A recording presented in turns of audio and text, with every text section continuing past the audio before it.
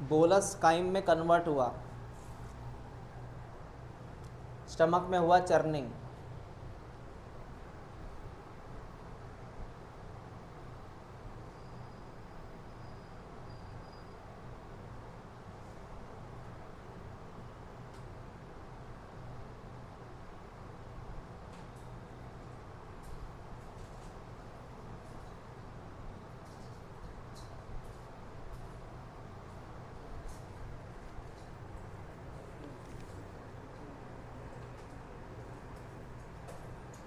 काल तो ऑप्शन होता का बरं परवा पण शनिवारी।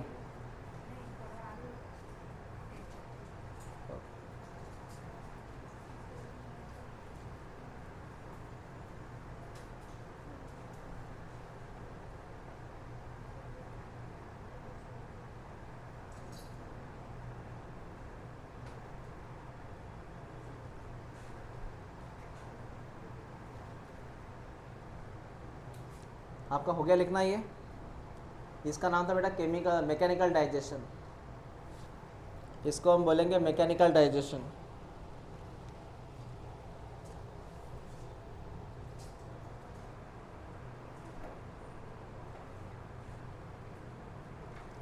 ठीक है, आगे बात करते हैं। अब इसी पेट में आएगा chemical digestion. Chemical digestion, chemical digestion, सुनते जाओ। केमिकल डाइजेशन क्या होता है? Service digestion, chemical. इसके लिए कहानी है, सुन जरा। केमिकल डाइजेशन में ये तेरा स्टमक है, पेट, ये तेरा स्टमक है।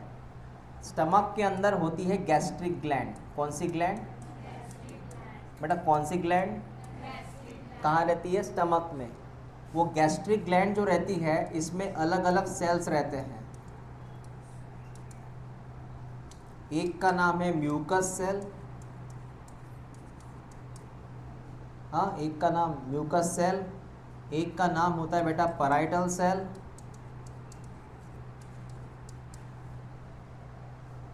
बारिश आ रही क्या? नहीं ना?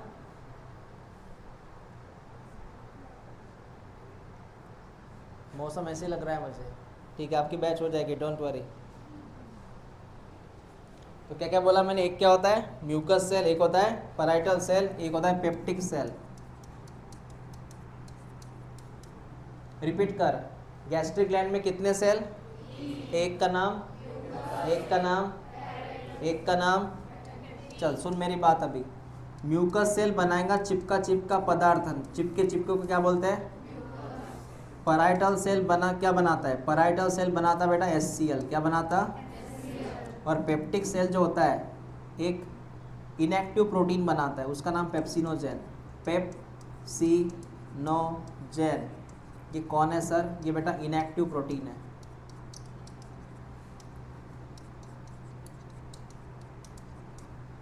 या इनएक्टिव एंजाइम लिखा तो भी चलेगा।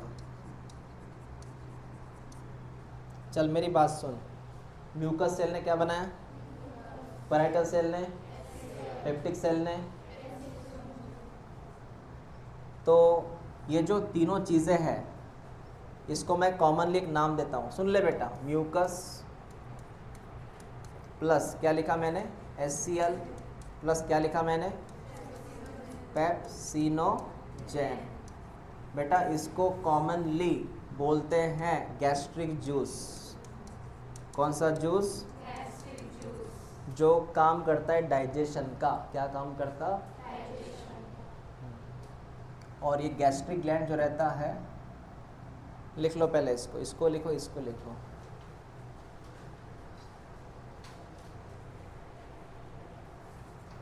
लिखो उसे।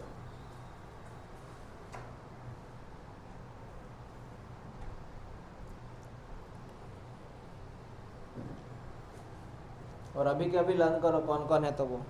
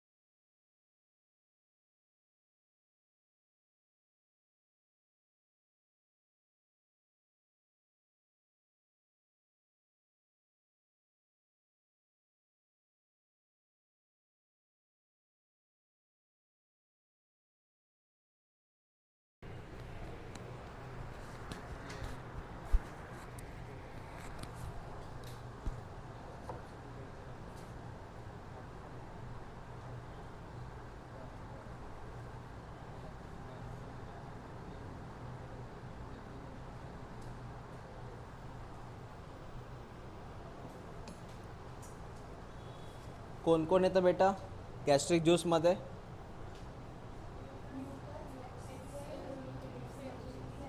म्यूकस, HCl, पेप्सिनोजेन, ये सब आता है गैस्ट्रिक जूस में।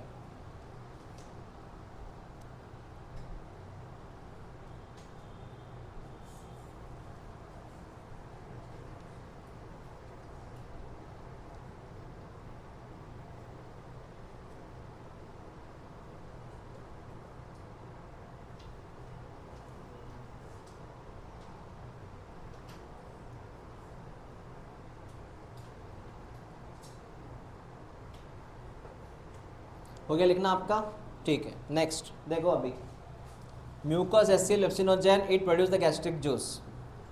CET वाले ध्यान दे इधर, ये सबसे IMP क्वेश्चन है आपका। म्यूकस सेल क्या बनाता है, पैराटल क्या बनाता है, पेप्टिक क्या बनाता है, ये आपका IMP क्वेश्चन है CET वालों के लिए। हाँ, याद रखना इस चीज़ों को। ये 3 येलो कलर जो है ना 3, ये IMP है आपके लिए। उसके बाद क्या होता है देख, बेटा क्या होता है सुन ले, ये तेरा स्टमक है, ये स्टमक है, तो स्टमक में अभी अभी एक जूस बन के रेडी है। बेटा कौन सा जूस बना स्टमक में? स्टमक में कौन सा जूस बना? अब ये करता क्या है देख, करता क्या है देख। सबसे पहले कंडीशन, ये जो इनएक्टिव प्रोटीन है पेप्सिनोजेन, ये इनएक्टिव एंजाइम है सर, ये इनएक्टिव है। तो होता क्या है, पेप्सिनोजेन जो होता है बेटा, ये in the presence of HCl, मैंने आपको HCl लिख के दिया ना, अरे था ना उसमें एक चीज़, पेप्सिनोजेंस किसके प्रेजेंस में? HCl के प्रेजेंस में कन्वर्ट होता है पेप्सिन में। Yes, that is the chemistry. Pepsinogen वाले भाई साहब काय में कन्वर्ट हो गए? किसके प्रेजेंस में? HCl, मतलब एसिडिक pH। कौन सा pH? फिर आगे वाली कहानी सुन, आगे वाली कहानी ऐसी है बेटा कि वहाँ पर जो प्रोटीन नाम की चीज़ होती है, प्रोटीन, इस प्रोटीन के ऊपर ये वाले भाई साहब एक्ट करेंगे सर, कौन? पेप्सिन। और पेप्सिन क्या करता है, इस प्रोटीन को टुकड़े करके इससे बनता है बेटा पेप्टोन। पेप्टोन एक केमिकल है जो प्रोटीन से बनता है। एक बार मैंने क्या लिखा एक बार देख लें, मैंने क्या लिखा, मैंने बात किया पेप्सिनोजेन के ऊपर कौन ने, किसने हमला किया? HCl ने। क्या बनाया उसको? पेप्सिन। फिर प्रोटीन के ऊपर किसने हमला किया? पेप्सिन ने। तब जाके क्या बना? पेप्टोन, प्लस और एक केमिकल बना प्रोटीओज। बस इतना याद रख, ये केमिस्ट्री याद रख, तेरे पेट में हो रहा केमिस्ट्री है। पेट में क्या हो रहा है केमिस्ट्री देख, बायोकेमिकल है ये। तेरे पेट में पहले से कौन बन के रेडी था? ये था। इसके ऊपर किसने एक्ट किया? काय में कन्वर्ट किया? पेप्सिन एक एक्टिव एंजाइम है, this is the active enzyme. फिर पेप्सिन वाले भाई साहब ने क्या किया? प्रोटीन को काय में कन्वर्ट किया और प्रोटीओज। अब तेरे पेट में कौन है? केमिस्ट्री की भाषा में प्रोटीन है क्या? अभी नहीं। कौन है अभी? कौन है? पेप्टोन, मतलब प्रोटीन का ही छोटा भाई है वो। प्रोटीन के टुकड़े होने के बाद जो टुकड़ा बचेगा उसका नाम क्या है? पेप्टोन्स। लिख लो इसे।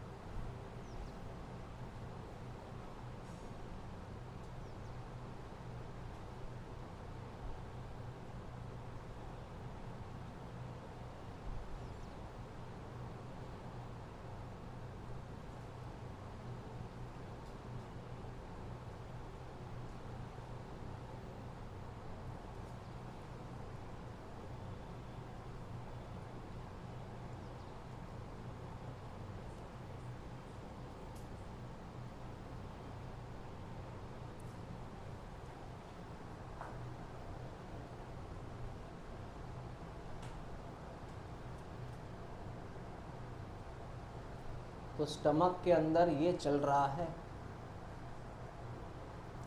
प्रोटीन टूट रहा है, पेप्टोन बन रहे हैं, प्रोटियोज बन रहा है इन स्टमक।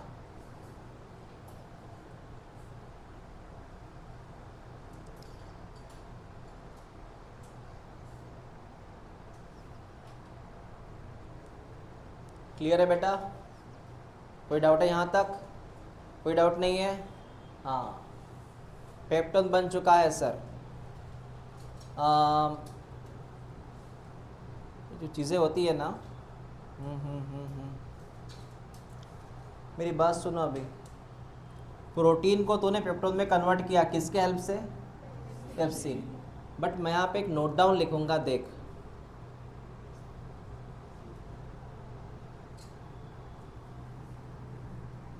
ये जो स्टमक है ये अपना स्टमक है, अपना स्टमक है। लेकिन जो बच्चों का स्टमक होता है, बच्चों का, बच्चे मतलब 1 या 2 साल के बच्चे, 1 या 2 साल के बच्चे का स्टमक है ये, इसको बोलते हैं बेटा इन्फंट स्टमक। कौन सा स्टमक? इन्फंट का मतलब है 1 या 2 साल का बच्चा।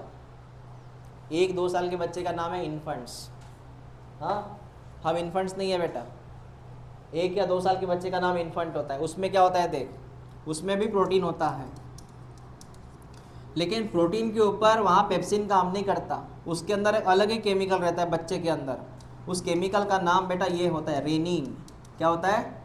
ये वर्ड सिर्फ काय के लिए अप्लाई करना? इन्फंट्स के लिए। अपने अंदर नहीं रेनिन, अपने अंदर ये नहीं है रेनिन, ये बच्चे के अंदर है बेटा। उससे सेम कहानी, फिर सेम कहानी पेप्टोन और प्रोटीएज, सॉरी प्रोटीओज,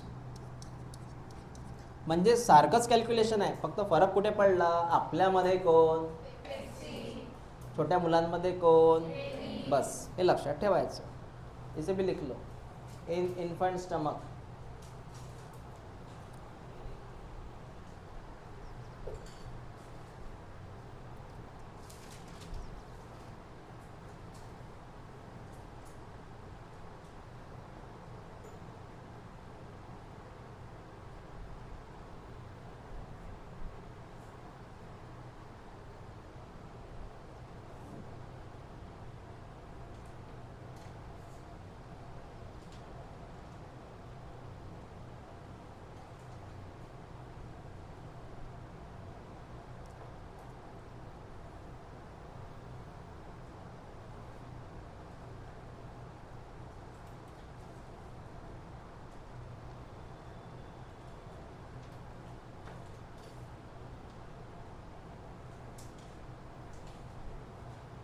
झालं लिहून? कळला कॉन्सेप्ट काय आहे तर? ओके सर, कॉन्सेप्ट समझ में आया सर। चल बेटा नेक्स्ट। ह्या सगळ्या रिॲक्शन ज्या आहेत ना, सी ई टीमध्ये सर्वात IMP रिॲक्शन्स आहे। सी ई टी करता रिॲक्शन लक्षात ठेवायचं राहायच्या। चला नेक्स्ट बघा एकदा काय काय झालंय। सर पहिला पोर्शन होता माउसचा, पहिला पोर्शन होता माउथचा, मतलब बक्कल कॅव्हिटी। त्यानंतर एक ट्यूब होता सर, त्या ट्यूबला मी काय म्हटलं होतं? ओइसोफॅगस। ट्यूब कौन है ये? ओइसोफैगस। फिर ट्यूब के बाद आता है बेटा स्टमक वाला एरिया। कौन सा एरिया? स्टमक। अब बता स्टमक के बाद क्या है?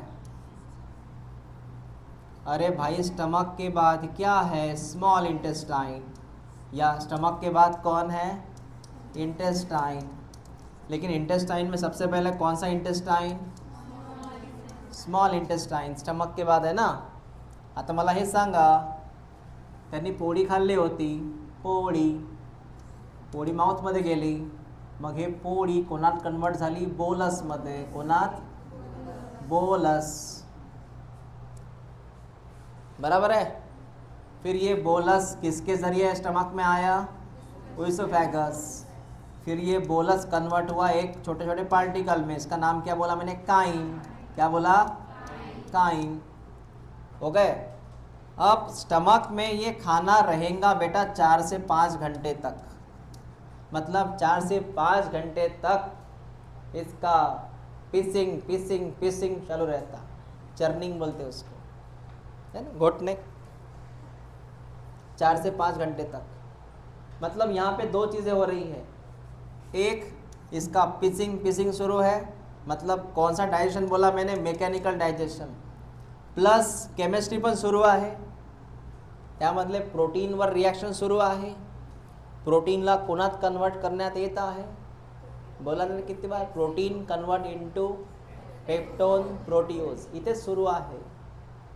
मतलब कौन सा डाइजेशन था वो, केमिकल डाइजेशन, कौन सा डाइजेशन, दोनों यहाँ शुरू है। कब तक, म्हणून तुम्हाला 4 ते 5 घंटे भूक लागत नाही, एकदा जेवल्यानंतर भरपेट पोट फुगेपर्यंत जेवलात कोणी त्याच्याली फुकटचं रात्री रिसेप्शनमध्ये प्लेटमध्ये मावत नाही, पोटातही मावत नाही, तरी जेवत राहतात, भेटणार नाही ना कधी, डायरेक्ट पुढल्या वर्षी रिसेप्शन। 4 से 5 घंटे के बाद ये खाना फिर कहाँ पे आता बता, हाँ, इसके नाम पता है तुझे, इसको मैंने क्या बोला था, बोलस, इसको मैंने क्या बोला था, काइम। तो बता काइम फिर कहाँ पे आएगा, कळलं तुम्हाला। उद्या आपण काय शिकणार आहोत, स्मॉल इंटेस्टाइन मध्ये जेव्हा हे अन्न येतं, या अन्नाचं काय होतं बरे, ॲब्झॉर्प्शन, हां पडेंगे, अन्न ॲब्झॉर्ब नसतं होत, या अन्नामध्ये काहीतरी आहे घटक, न्यूट्रिएंट्स, वो ॲब्झॉर्ब होते, एक्झॅक्टली। तुम्हाला माहिती आहे का, 4 ते 5 घंटे हे गेट बंद असतं, या गेटला मी नाव दिलं होतं, पता है स्टमक और इंटेस्टाइन के बीच में गेट रहता है, हाँ, कोई गेट का नाम क्या बोला मैंने, पाइलोरी, ये गेट बंद रहता बेटा।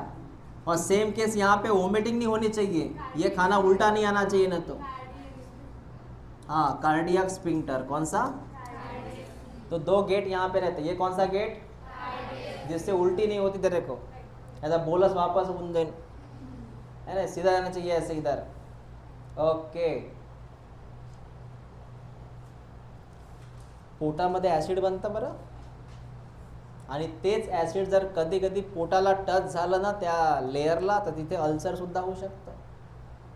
फिर सर काम कैसे होता है बताओ जरा एक बार, ये मतलब अपने स्टमक में एसिड है, तेजाब है अपने स्टमक में, हा आपला स्टमक, आणि हे ॲसिड HCl नावाचं, मग सर हे असं याला टच नाही करणार का, अरे मुलांनो मी तुम्हाला पहिलेच म्हटलं होतं, माहिती आहे का, इथे एक लेयर बनते म्यूकसची, काय बनती लेयर, ये पीले कलर की लेयर कौन सी है, म्यूकस। इससे फ़ायदा क्या होता है, HCl किसको टच नहीं कर पाता, ये वाइट कलर का, ये कौन है बेटा पता है ना, ये स्किन है, टच करेल का आता, करेल का, आणि सपोज इथं म्यूकस जर निघालं तर मग कसं, मग तो खूपच पंचायत आहे, काय होईल बेटा, HCl कोणाला टच करेल, आणि स्किनमध्ये काय होईल, अल्सर। तुमच्यामध्ये ॲसिडिक, HCl का मतलब ॲसिडिटी है, ये केव्हा वाढते ॲसिडिटी, जेवण नाही केलं की वाढते, जेवण जास्त केलं तरी वाढते, झोप नाही झालं तरी वाढते, जास्त अभ्यास केल्यावर वाढते का, तुमने अगर बहुत खट्टा खाया ना तरी ॲसिडिटी बढ़ जाएंगी, तुम्ही खूप मसाले खाल्ले ना तरी ॲसिडिटी वाढतं, मसाले कमी खात जा जरा, है ना, हां, तर्री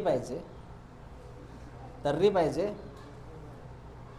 उसके बाद ज़्यादा नींद नहीं लिया तो पडते, म्हणजे खूप रात्री तुम्ही खूप लेट झोपून राहिलेत, 1 वाजला 2 वाजला तरी फेसबुक सुरूच आहे, डोळे खराब, पोट खराब, इंटेस्टाइन खराब, हालत खराब, असं माउथमध्ये सगळे फोड़ा आल्यात, हीट वाढली है बेटा, स्टमक के असर होता है वो, नींद ना लेना, उसके बाद में भूखा रहना या बहुत ज़्यादा खाना, है ना, कुछ भी खाना, और खट्टा बहुत खा लेना,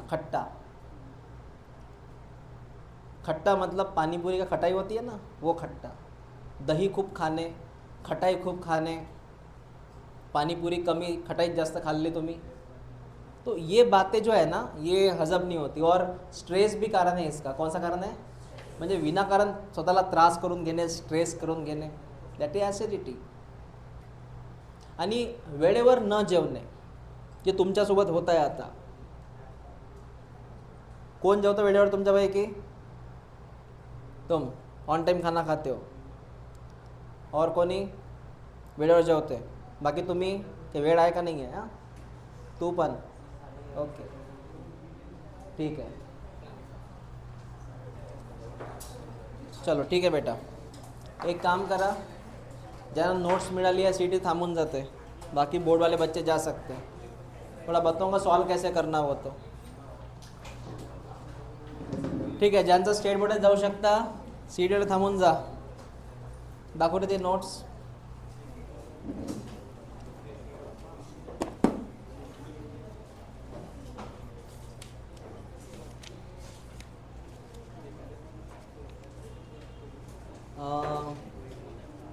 पेज नंबर ओपन करा 59, सॉरी 40.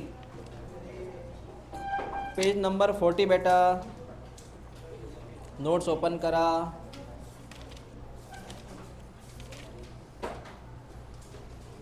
बघा, ह्यूमन न्यूट्रिशन दिसलंय का तुम्हाला? पेज नंबर 40 आहे बेटा. Human nutrition. आता ह्यूमन न्यूट्रिशनमध्ये इसमें जो दिया है, लिखा है, ये IMP रहता है. शॉर्ट नोट्स आहे ये. बघा आपण आज काय शिकलो. पेज नंबर 43 ओपन करा. 43 दिसतंय का? स्टमक दिसतंय, ते सेल वगैरे, ते रिॲक्शन दिसतंय का? त्यामुळे हे लक्षात ठेवायचं, हे IMP असतं. ठीक आहे बेटा. आणि पेज नंबर 41 ओपन करा.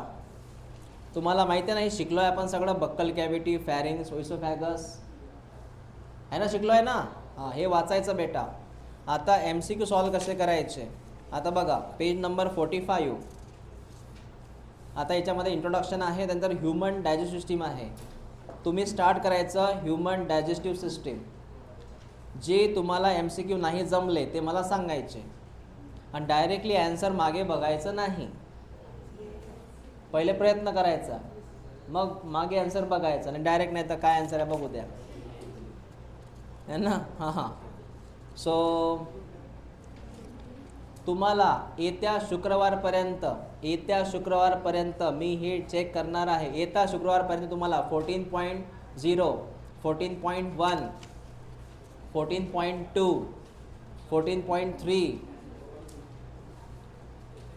14.3 इथपर्यंत मला कंप्लीट पाहिजे. येत्या शुक्रवारपर्यंत मला कंप्लीट काय पाहिजे? 14.3 पर्यंत कंप्लीट पाहिजे. 3 पर्यंत म्हणजे 3 पण कंप्लीट पाहिजे मला. 14.3 कोण आहे? Digestive glands. कळलं. आणि 14.4 बघू आपण याचं काय करायचं. हे सॉल्व करा, रोज सॉल्व करा. मी शुक्रवारी चेक करणार. ज्यांच्याकडे हे नसेल त्यांना क्लासला अलाउड नसेल किंवा मी घरी डायरेक्ट फोन करेल. MCQ बद्दल मी स्ट्रिक्ट आहे, भलेही क्लासमध्ये मजाक करत असेल तरी.